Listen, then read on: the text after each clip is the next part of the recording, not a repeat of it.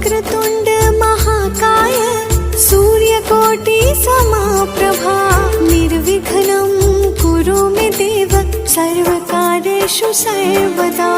वक्रतुण्ड महाकाय सूर्यकोटि समप्रभा निर्विघ्नं कुरु मे देव सर्वकार्येषु सर्वदा।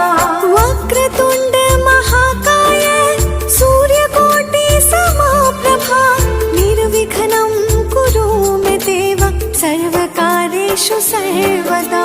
वक्रतुण्ड महाकाय सूर्यकोटि समप्रभा निर्विघ्नं कुरु मे देव सर्वकार्येषु सर्वदा।